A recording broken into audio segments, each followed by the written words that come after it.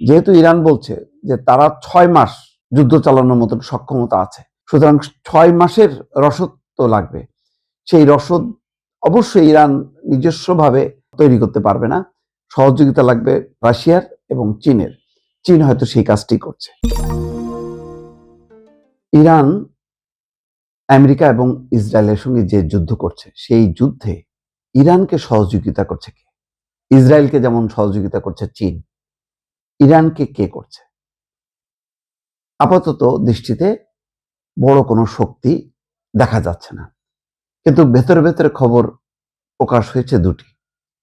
একটি হচ্ছে যে রাশিয়া মধ্যপ্রাচ্যের যে স্পর্শকাতর জায়গাগুলো, আমেরিকার যে ঘাঁটিগুলো আছে, গোয়েন্দা কার্যালয় আছে, সমস্তগুলো একদম ঠিকানা, নিশানা, স্যাটেলাইট চিত্র সবগুলো ইরানের কাছে সরবরাহ করেছে রাশিয়ার গোয়েন্দারা। অন্যদিকে আজকে আরেকটা খবর সেটা প্রকাশ করেছে আনন্দবাজার পত্রিকা, চীনও সহযোগিতা করছে ক্ষেপণাস্ত্র তৈরির কাঁচামাল সরবরাহ করার মধ্য দিয়ে।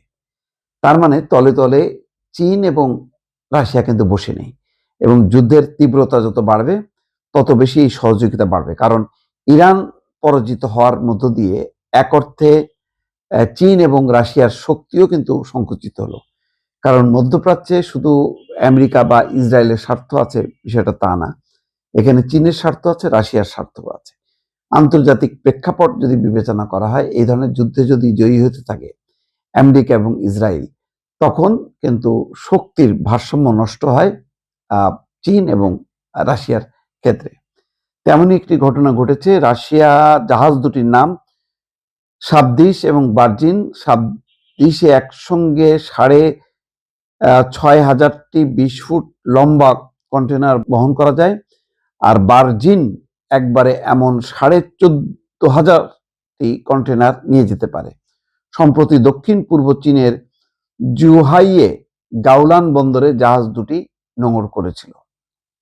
চীন থেকে জলপথে ক্ষেপণাস্ত্র তৈরির কাঁচামাল নিয়ে যাচ্ছে ইরান, এমন একটা প্রশ্ন উপগ্রহ চিত্র এবং অন্য তথ্য বিশ্লেষণ করে ওয়াশিংটন পোস্টের দাবি এমন সম্ভাবনাই বেশি। সম্প্রতি চীনের দক্ষিণ পূর্ব উপকূলে এক বন্দর থেকে রওনা দিয়েছে 2 ইরানি জাহাজ।